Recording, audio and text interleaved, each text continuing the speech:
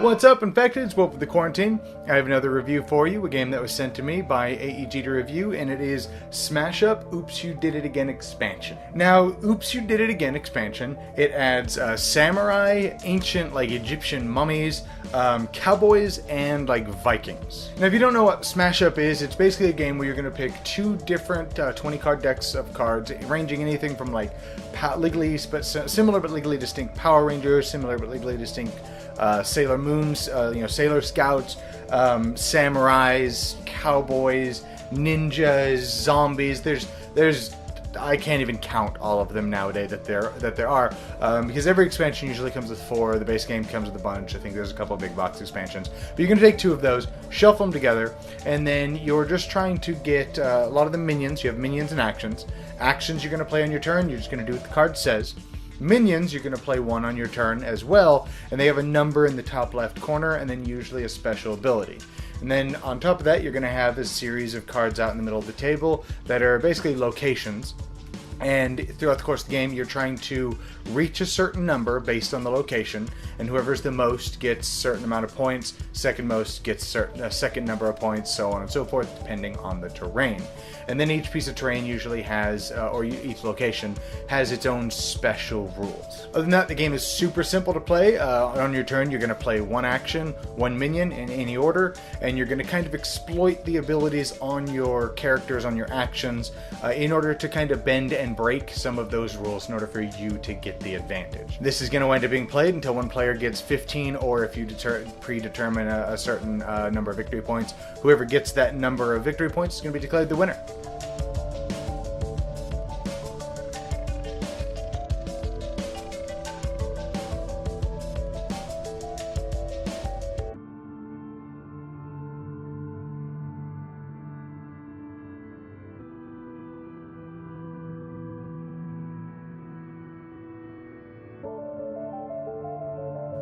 So it's no secret, I personally don't really like Smash Up. I think it's actually a really bland and really boring game. I've played it, I don't know, maybe a dozen times, and I haven't enjoyed it any time that they have sent it me. However, as a reviewer, I do feel I could do a pretty decent job at distancing myself from the game and be able to give it proper review. So the reason why I say that is because while I personally don't like Smash Up, I can see what there is to enjoy with this game. For example, I played it with my daughter not long ago, actually, with this expansion, and she really enjoyed it. It's a very, very simple, yet it's got enough strategy behind it to where you can exploit the rules using different combinations, especially if you play this game a lot and you have a bunch of the expansions.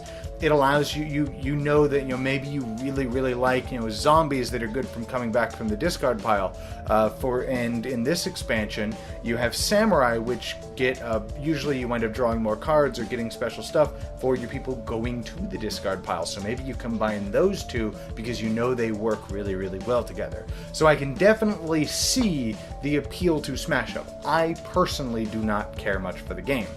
So with this expansion specifically, the 4 different races, you have the samurai, which they seem to do a little bit of dueling, which is a new mechanic to this one as far as I know, where basically I would duel your character, I choose which one I want to duel that guy, and then we each pick a card from our hand, put it face down, we reveal it simultaneously. If it's a minion, nothing happens, that minion comes back to my hand. It could be a bluffing tactic or whatever. If it's an action, you're going to just do what the action says. So if it's like, add a +1 counter to one of your characters, of course I'm going to add it to mine. Then whoever has the most strength between those two, the other one usually gets destroyed or gets the losing effect, whatever that effect may wind up being. So the samurai, they do a little bit of dueling, but they mainly, if they die and they go to the discard pile, you're usually going to draw cards or get some kind of special benefit. Then next you have the cowboys. The cowboys are just all about dueling. That's pretty much 90% of their cards are just duel. And that's kind of the vibe I got from them. The mummies, the ancient Egyptian mummies, those ones are pretty cool. There's a new mechanic in the game called bury, where you're going to have some of these things, and some of the territories allow you to bury as well. You can only bury if something specifically tells you can. Burying, you're going to put the card face down on your side. It does nothing.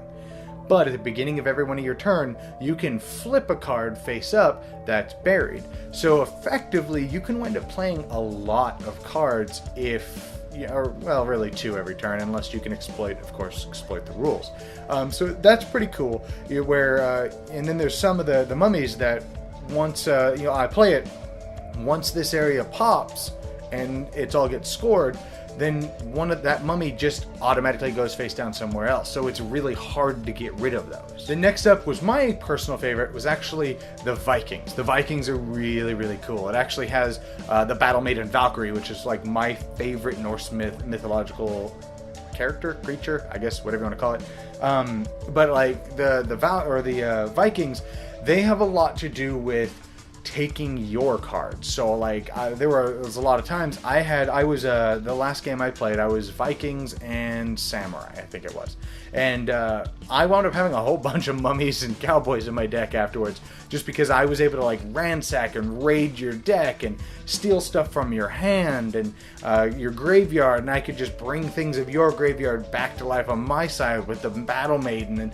stuff like that. So a lot of the abilities in this one are pretty cool, and then of course it introduces those 2 new mechanics. So if you're a big fan of Smash Up, this one's probably a no-brainer. It adds some really cool mechanics, and like I said, even though I personally don't like the game, I could definitely see the appeal and the fun to be had. I just feel that the game is a little bit slow and can drag on at sometimes, which is going to be, of course, one of the flaws that I feel is in the game. Is throughout the course of the game, it can feel kind of like a slog, or maybe you're getting screwed because you're not getting any of the cards. Maybe another problem with the game is if you're not familiar with all the sets, you may just go, magical, Sailor Scouts and Power Rangers sound like they'd be awesome together.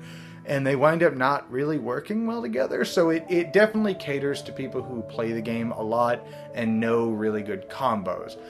So that's definitely going to be one flaw that's going to turn some people off. And then of course you're dealing with cards, so you have that little bit of luck aspect to a card game. Other than that, if you're like me, you don't like Smash Up, there's nothing here that's going to change your mind. It's just more of the same, just adds more stuff. However, if you are a fan of the Smash Up games and the Smash Up series, this is a fantastic little expansion. It adds some really cool mechanisms to the game. That berry mechanic, the duel mechanic, is pretty cool. Again, the Vikings are awesome. I just start stealing your cards and then use your own cards against you, which is also really cool. So if you like Smash Up, definitely pick this one up. It's a no-brainer. Anyways, I hope you guys enjoyed, and I'll see you guys next time in the quarantine.